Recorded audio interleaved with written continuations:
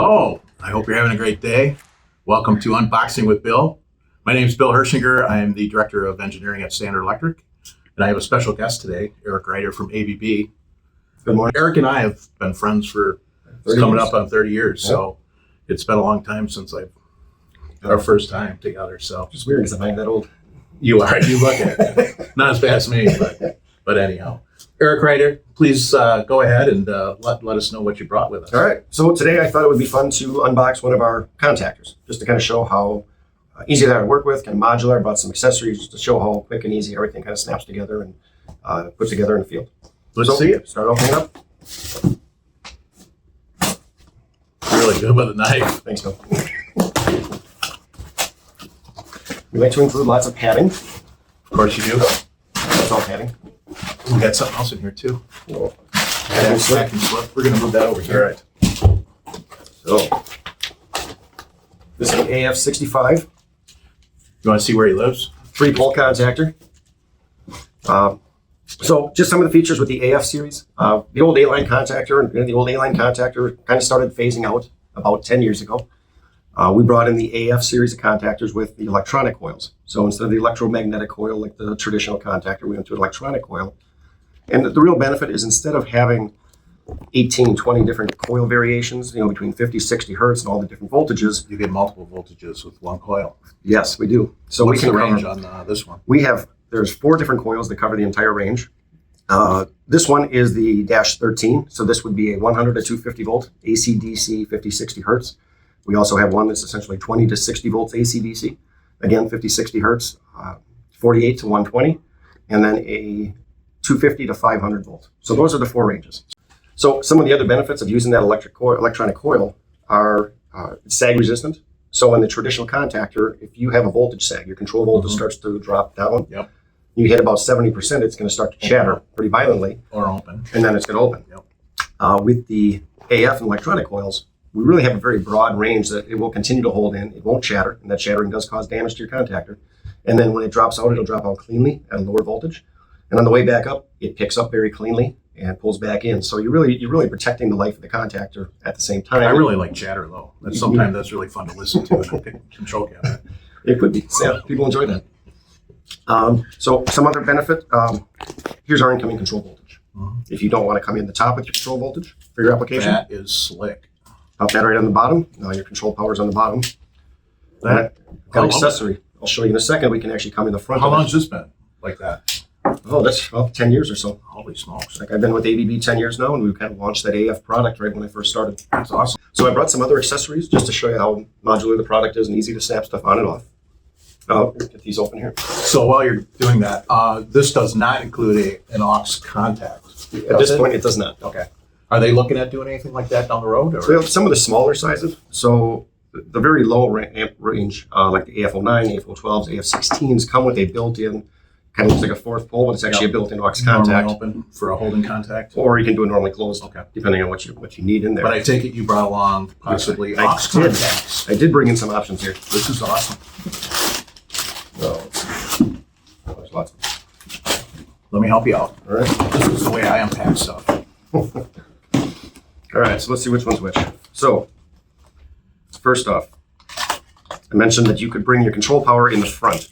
So if you don't want to in the top or the bottom, this actually has our control voltage inputs on the side, as well as some aux contacts built into it. And that literally just slides right in the front there. So obviously that's making contact, so there you have to do that. So how does it? You can see it right inside there. You can see where it's attached. So you got your contacts right here on these 2 sides. And that just slides down? You just missed it. There it is. Yep. Slides out. There's an easy release button here. Pop it right back off again.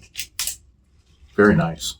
Some other accessories. I'll show you out here. And that has normally open, normally closed, and your A1, A2 for your coil voltage. That is really, really slick. So if you want to come in the top or bottom, you don't need this. You just want to stick with the standard, but you want to put on contacts. So we have these individual contact units you can buy, and you can fit up to 4 of them on here. And again, they just snap right in the front. So you can get these in normally open, normally closed. And I see it looks like you can do side mount accessories as well, probably for a reversing holding, I don't know, things like that as well. You can. Speak of the devil. Oh, wow. Look at that.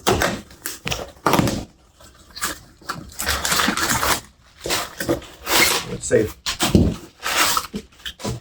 I love it.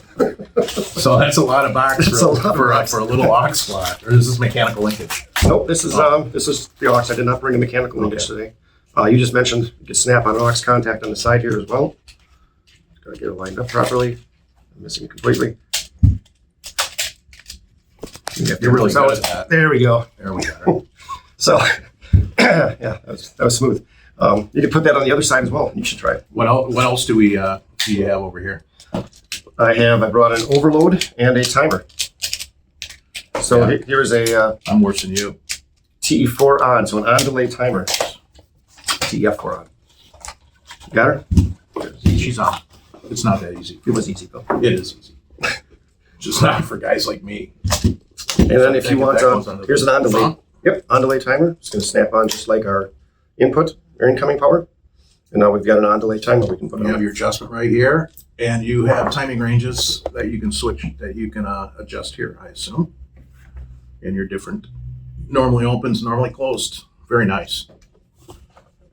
And this is powered by the coil that's inside here, or how? I believe you come into your standard incoming power, and then it's attached also. So Because I it's saw going the through there. contacts on Yep. this as well. So those are located right here.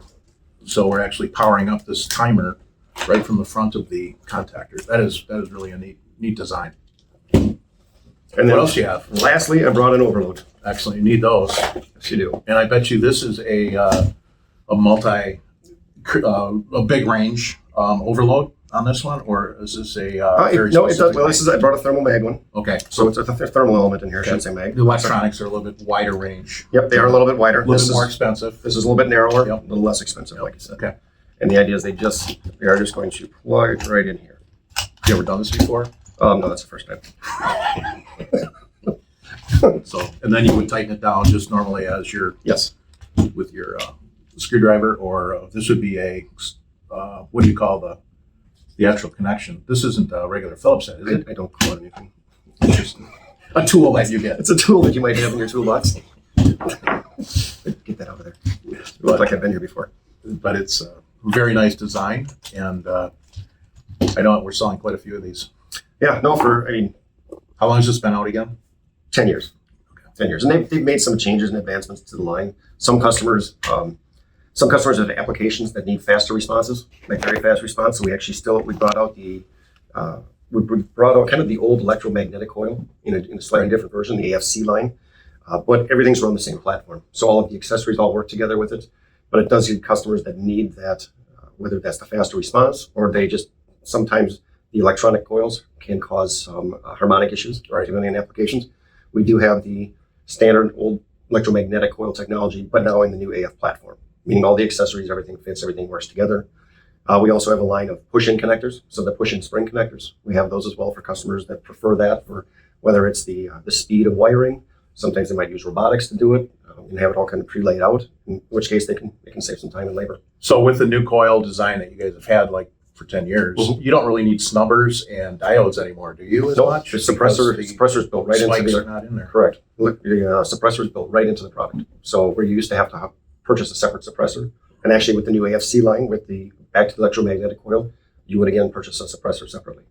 But with the electronic coil, it's built right into it. Thank you very much, Eric. This has been very enlightening, and don't forget to buy ABB from us. Yeah, It's thank an you. awesome line. In stock right now, it's looking spectacular. Like we are Great. really looking in great shape on these products. Thank you very much. Yeah, thank you.